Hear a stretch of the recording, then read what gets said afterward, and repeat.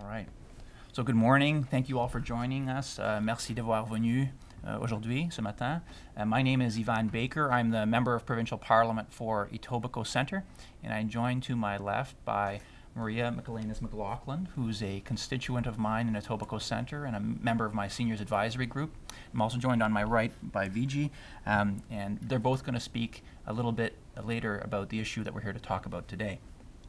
Last year, as some of you will remember, I introduced a private members bill to ban door-to-door sales of certain products to protect consumers from coercive, aggressive, and misleading business practices at the door. And recently, the government adopted much of my private members bill in Bill 59, a bill that was recently passed in the legislature. And so new measures are going to be coming into effect soon to protect consumers, to ban unsolicited door-to-door sales. What's interesting is that after that happened, I started to talk to members of my Seniors Advisory Group, to members in my community when I knock on doors, about the issue of door-to-door sales. And the first reaction I got from most people is, that's great, but can you now stop the salespeople from calling me? And so I started to look into this issue, and I started to hear from constituents over and over again about receiving unwanted, harassing, misleading calls from telemarketers multiple times a day, every day. Not only were they calling every day multiple times, sometimes 4 or 5 times a day, but they were aggressive once they got you on the phone in many cases. Many of them are calling to sell duct cleaning services, although there's a range of services that they're offering to sell, including heating and air conditioning, financial services, investment services. Sometimes they're calling to sell home repair services like roofing repair or window repair, and there's a number of others. Many of the consumers that I've spoken to in Etobicoke Centre have said that they're on the federal do not call list, but that they still get the calls anyway. And many have asked the companies that call them to stop calling, and the companies just keep calling. So I've heard from far too many consumers, far too many constituents, about these aggressive, harassing telemarketing calls from companies who call multiple times a day, every day, and use these aggressive practices to try to really harass people into buying products that they don't need or don't really want. And I think that that's disgraceful. I think it's disgraceful that some people have a business model that's based on harassing people to buy their products. So today, I'm taking action to protect Ontarians and end this predatory practice. I'm taking action to stop the calls. This afternoon, I'll be introducing a private members bill. It's called the Stop the Calls Act in the legislature, and the bill would ban telemarketing for products and services that have resulted in consumers receiving countless unwanted and harassing phone calls. If passed, the bill would ban certain products and services from being sold as the result of an unsolicited phone call to consumer. So, in a situation where a telemarketer continues to call, should this bill be passed, and if they call and they sell something to a consumer, or they sign a contract with the consumer, the contract or the sale would immediately be considered void. The contract would be voided. In addition, the consumer would be entitled to get all of their money back, even if the service had already been delivered or the product had been delivered to their home. They'd be entitled to getting compensated for any costs they incur for returning the product, if that was required. And stiff penalties would be put in place for companies who violate the ban. So the individual salespeople, the telemarketers, or people involved in generating these calls would be fined up to $2,000 per incident, and the companies involved in propagating these calls would be subject to fines of up to $25,000 per incident. Finally, if the consumer didn't receive payment from the company, if despite all of this the company chose not to reimburse the consumer, then the consumer could take the company to court, and if the ruling was in the consumer's favor, then the consumer would be entitled to twice the amount of money they were owed under the contract, plus any legal fees and costs that they had to incur. So the voiding of the contract, the fines, and the requirement that the company pay the consumer back the money that they've paid would make telemarketing prohibitively expensive, and therefore stop many of the harassing calls that consumers receive. That's how the bill works.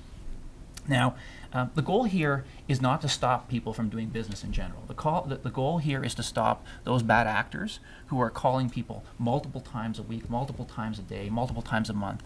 But there are companies who are upstanding, who call once a year, We're not trying to go after the local student who's trying to paint your house and approaches you once a year. We're not going after the local young person who wants to deliver newspapers in your area. We're talking about those businesses who are really harassing consumers. And so what I proposed in this bill is that the Minister of Government and Consumer Services be given the authority through regulation to determine which products and services would be covered by the ban.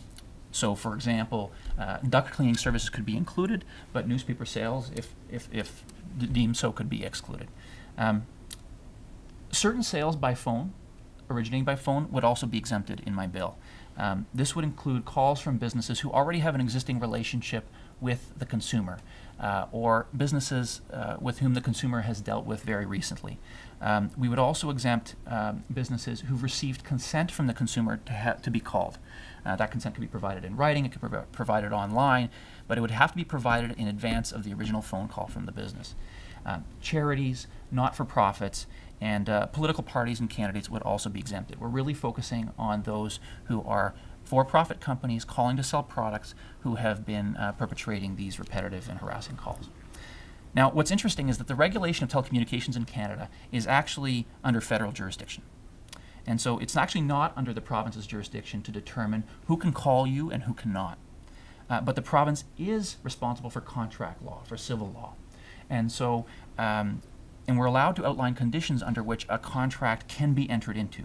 What Stop the Calls Act does is it would ban sales or contracts resulting from an unsolicited call. One of the things that I've heard from a lot of my constituents is that they believe that a lot of these calls are actually originating from overseas, that they're not coming from within Canada.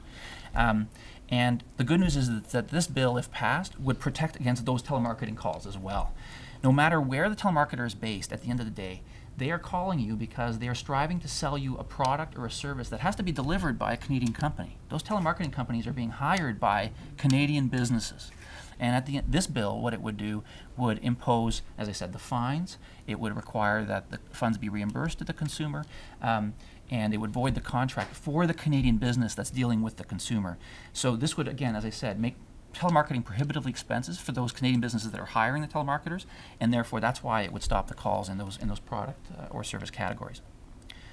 One of the things I heard a lot from consumers about also, in addition to the harassment that comes from these calls, is sometimes consumers get calls about scams.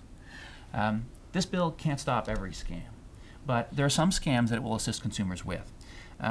Take, for example, the "Can you hear me" scam. It was in the news recently. Scammers would call consumers and ask, "Can you hear me? Can you hear me?" And when the consumer would answer yes, the consumer's voice could then be recorded and edited and made to sound like the consumer had agreed to purchase a good or a service. And while the consumer, even under existing law, would not be liable to abide by anything, a contract that was agreed to under those conditions, these scams are used to intimidate a lot of consumers into believing that they are obligated. And so this bill would void the contract because it resulted from an unsolicited call, no matter what the consumer said on the phone. So it would give consumers a little bit of protection that way.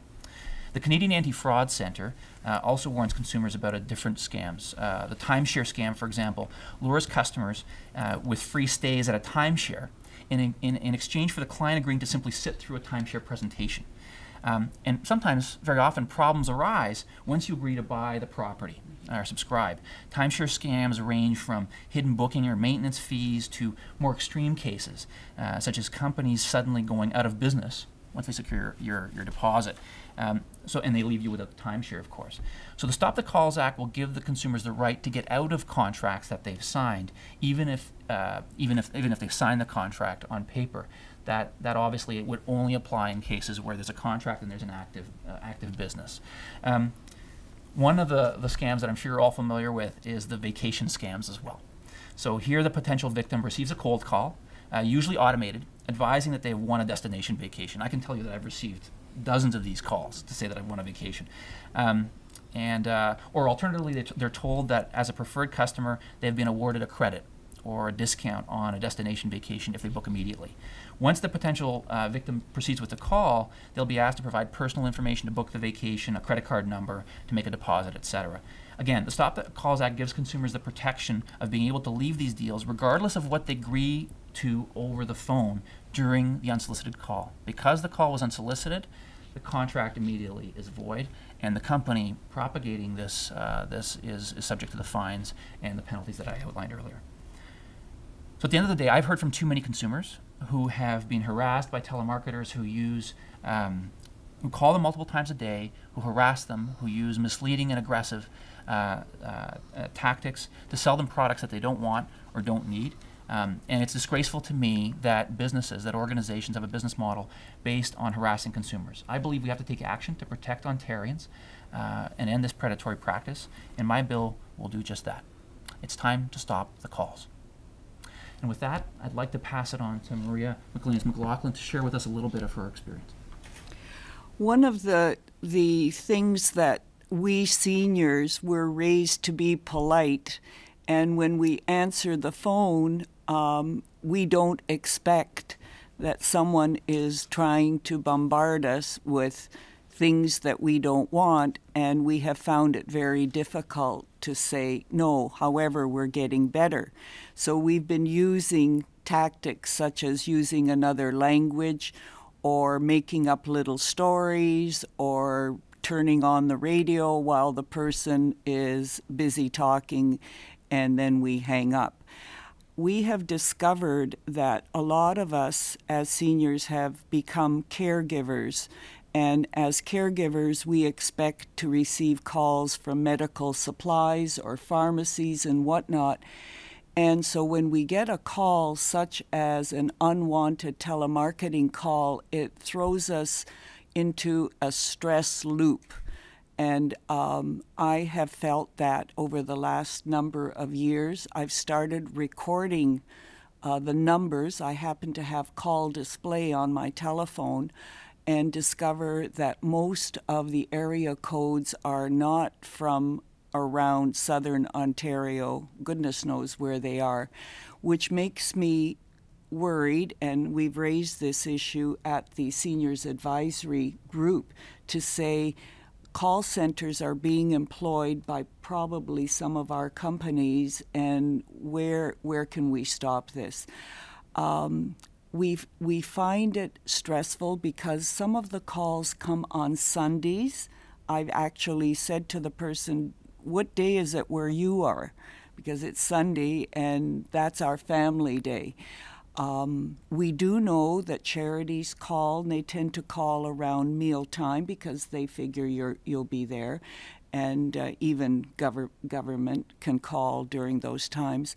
But in recording my calls, and I've spoken to Yvan about this, I've recorded that the same number has called morning, mid-morning, afternoon, and evening, and I don't appreciate getting calls after 9 o'clock because I think it's a family member. So I'm very supportive of this bill, even if we can cut the percentages of these calls down. I think that it will relieve some of the gray hairs in my head. Thank you, Maria. You're Thank you very welcome, much. Yvan. I'll pass it on to VG to share with us a little bit of her thoughts. Thank you, Mr. Baker, giving opportunity to speak today on behalf of this consumer protection bill, but you are trying to bring it up. I have very bad experience with, especially with duct cleaning. Every morning, single morning, we started to receive at least 3 or 4 times calls from, they are saying, no, you need to clean your ducts. It's very healthy. If you don't clean it, your children will get sick. All this explanation. Yes, first time I said, oh, nice to hear from you. Thank you, but we don't need it. Every year we give duct cleaning for a particular company. Then thank you very much. And second time, third time, and I really got annoyed. It's happening early morning when we are getting ready to work, and when the children are getting ready to go to work and all that. It was terrible. I really got annoyed, and it was a continuous harassment, and we started not answering the calls in the morning. What happened? My mother-in-law got really mad with us because she was trying to reach us and we didn't answer the phone. And that was, not everybody has a display phone, and we have 5 or 6 senior members in our family. If any emergency, they can call us and we need to answer the phone as well. And my husband works in night shift, and he comes and sleeps, and it's make him so much annoyed all the time. The telephone is calling. Then we said, please remove my name from this list. How you are getting this number? We started to question them. Immediately they will put down the phone if you started to question them. Then not only from duct cleaning, later we started to get from air conditioning, heating company. Oh, it was terrible. We want to have a supper together as a family or anything. Like, we were really annoyed. My children also got annoyed, and they started to use bad language on us even. Then it was terrible. Then I don't like people calling us and spoiling our quality time.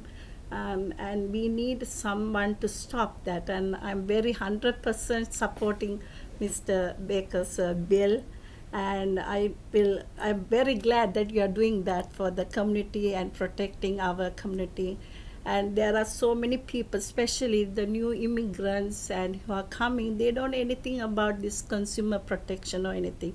And this way you can educate them. I'm really glad you are doing that, Mr. Baker. Thank you, Vijay. Thank you. Thank you very much. So with that, I'm happy to take, we're all happy to take questions if you have any. La principale question que les gens ont, c'est justement que ces appels proviennent d'outre-mer. Vous en avez parlé en anglais. Donc, c'est quoi les garanties que votre projet de loi pourrait fonctionner pour les appels qui viennent des États-Unis ou même de l'autre côté de l'océan? Oui, c'est vrai. Il apparaît que la plupart de ces coups de téléphone, ils viennent d'autres pays, des États-Unis et souvent d'autres continents, franchement.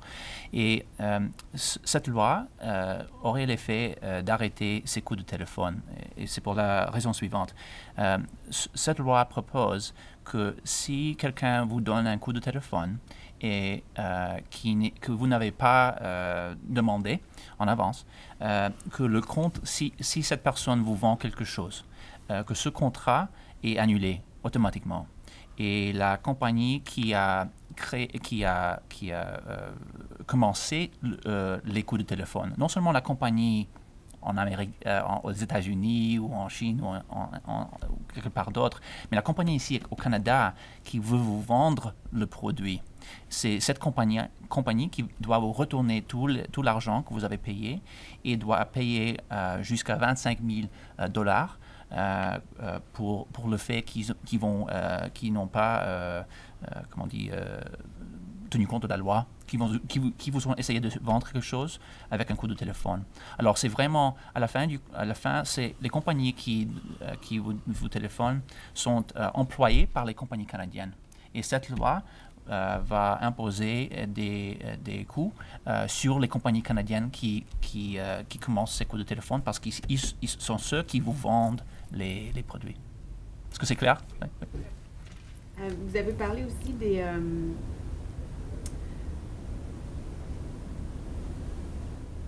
Donc, à chaque fois qu'on reçoit un appel qui est non sollicité, le contrat peut être annulé. C'est ce que vous dites, finalement. C'est ce que dit votre projet de loi? Oui, c'est ça. Donc, ce que j'ai proposé dans le projet de loi, c'est que la ministre peut choisir les produits ou les services qui vont être couverts par cette loi. Donc, si elle trouve, la ministre trouve que les gens reçoivent beaucoup de coups de téléphone pour vendre, je ne sais pas, des services pour réparer les fenêtres à la maison, par exemple, elle peut inclure ce produit, ce service, mais ne pas inclure d'autres produits. Alors, je ne veux pas arrêter le business qui est honnête, où les gens téléphonent une fois par année, par exemple. C'est pas ça le problème qu'on essaie de corriger ici. C'est le problème qu'il y a des gens, comme vous avez entendu, qui téléphonent les gens chaque journée, parfois 4 et 5 fois par journée, chaque journée. Et c'est ça que j'essaie d'arrêter. Alors, la loi propose que la ministre peut choisir les produits, les services, où les coups de téléphone sont fréquents. Et est-ce que vous pensez que ça pourrait être difficile à faire respecter la loi, à faire payer les amendes? Parce que des fois, on peut trouver une compagnie qui ne respecte pas les règles. Elle pourrait très bien fermer ses portes, ouvrir sous un autre nom. Donc, ou simplement la personne qui reçoit l'appel aussi n'est pas au courant de la loi, par exemple? Est-ce que ça ne pourrait pas être difficile à mettre renforcer cette loi? Oui, c'est une excellente question. Et évidemment, la première chose que je dirais, c'est que ça ne va pas être difficile de prouver que la compagnie bon, que la compagnie devrait payer, que devrait repayer à la personne l'argent. C'est parce que la compagnie ne confond pas avec la loi. Parce que quand une compagnie vous vend quelque chose, il y a presque toujours un contrat, il y a évidence que vous avez payé. Et cette loi, je ne l'ai pas dit tantôt, mais cette loi ça va être la responsabilité de la compagnie d'avoir un record de ses coups de téléphone et la compagnie devra prouver qu'ils n'ont pas téléphoné sans permission. Donc, si une personne signe un contrat, le procès sera qu'il devrait donner un coup de téléphone à Consumer Protection Ontario. Consumer Protection Ontario peut téléphoner à la compagnie et dire, écoutez, Madame Smith, elle dit que vous avez téléphoné sans permission, que vous avez vendu ce produit. Est-ce que c'est vrai? La compagnie doit prouver, doit démontrer qu'ils n'ont pas téléphoné à cette personne, qu'ils n'ont pas un contrat. Et s'ils ne peuvent pas faire, cette loi va require qu'ils doivent payer, donner tout l'argent à la personne et payer au gouvernement le 25 000 $. Alors, c'est vraiment, ça va être très difficile pour un business d'ouvrir, de faire des coups de téléphone et puis de se fermer et de rouvrir encore une fois. Parce qu'à la fin, les compagnies qui vous vendent les produits ou les services, ils sont ici. Ils sont basés ici. Ils doivent se registrer ici, à l'Ontario. Alors, ça va être, je pense, facile de les retrouver. Bon, il y aura des cas où il y a des compagnies qui vont faire ce que vous dites, qui vont essayer de se fermer et de quitter le pays. Mais si c'est ça le cas, c'est bien. Ils doivent quitter le pays. Mais s'ils restent ici, ils veulent faire un business, ils ne pourront pas le faire. Merci beaucoup. Thank you, everybody, for joining us today. Thank you very much, Maria, and thank you much, Ricci, for being here. Thank you. Thank you. Thank you. Thank you.